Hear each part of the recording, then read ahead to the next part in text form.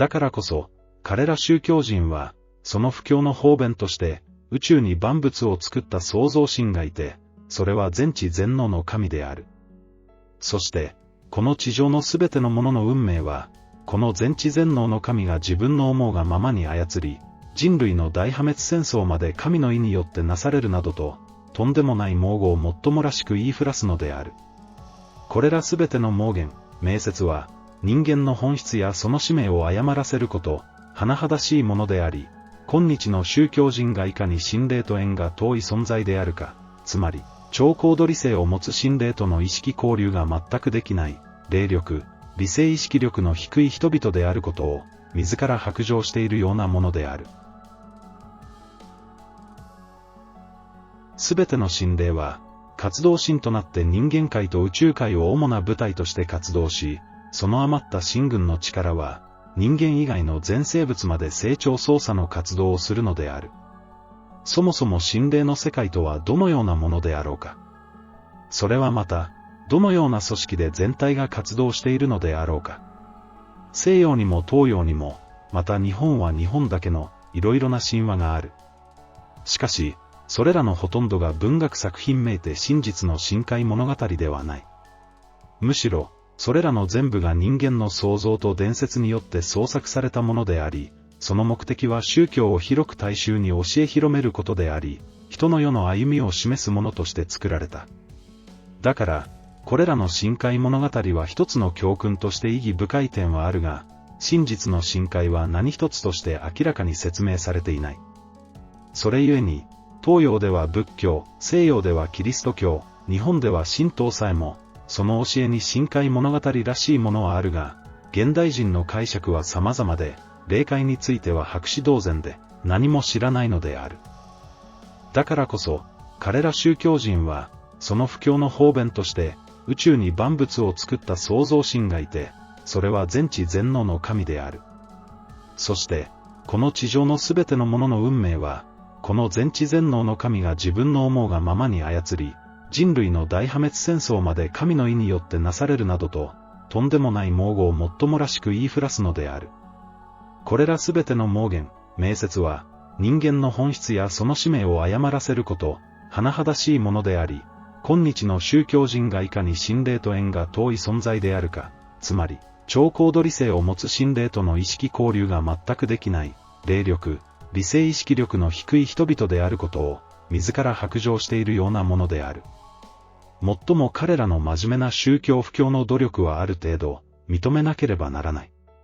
これほどに現代の宗教人、つまり、比較的に一般人より理性力が高そうに見える人々でさえも、その数は地上に数百万いるかわからないほど多数いるが、神と心の通いのできる信心はいないのである。神の本質の解釈や深海の真相については、絶対に人間が勝手に想像したり、捏造したりしてはならないのである。それはあくまでも、自己の霊力、理性意識力を高揚して、生きている活動心と直接、意識交流をして、高い偉大な神の知識をそのまま歪めることなく、率直に人々に伝えなければならないのである。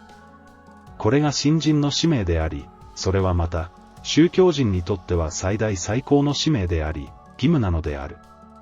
にもかかわらず、彼らはこれを怠り、その能力の発達に精進しない、今日のありさまは、全く人類指導の聖職を自ら放棄し、神に対して許すべからざる冒涜をあえてなしているようなものである。仏教の座禅や士官業、瞑想では霊力は伸びないのである。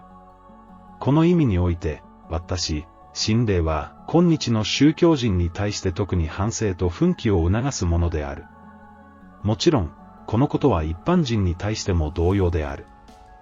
この神との心の通いは、人霊と神霊の本質を知りさえすれば、いかなる人にも5年ないし10年くらいの精進でできるのである。つまり、私、神霊が、この物語の中で述べたことを十分に肝に銘じて、率直に受け入れさえすれば、あとは方針の日常修練によって、簡単に信心の境地へ進み入ることができるのである。この物語は、有史以来今日までの人間には、絶対につかみ得なかった、知り得なかった霊の世界を、私、神霊自らがやむなく語り聞かせているものである。この点を自己の小さな知識で愚かにも疑うことは、またしても神と人間の本質を知らない、従類の線にまで自分を逆戻りさせることになると悟ってもらいたいのである。中高道という例の学問を、私たち、活動神軍が多勢力を集めて人間世界に示すことは、これによって神の宗教真理を知らせたいと願う、意義深い理由があるのである。この点をすべての人々はよく了解してもらいたいのである。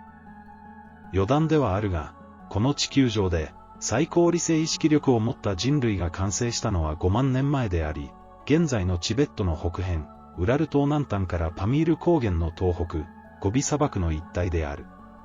ここは当時、大森林がうっそうと茂り、平坦な盆地が広がっていた。この太古民族が、西に移動して、欧州の指導的な民族として活躍し、各地で原住民と交わっては新しい文化圏を作り、ユダヤ民族の太古の祖先となった。また、同じ民族が南下してインドに移り、太古のインド文化の基礎を築いた。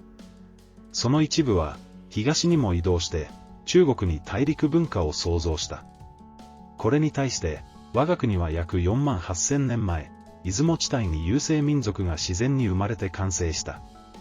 そして、偶然にも、大陸奥地からの文化施設が、出雲の国を訪れたのである。当時の日本海は、一筋の川のようだったので容易に渡ってこられた。それ以来、大陸の物質文化がいろいろと入ってきたが、日本国からは彼らの持っていない農業技術や国土経営の知識、原始的な宗教文化など、主として精神文化を大陸へ持っていった。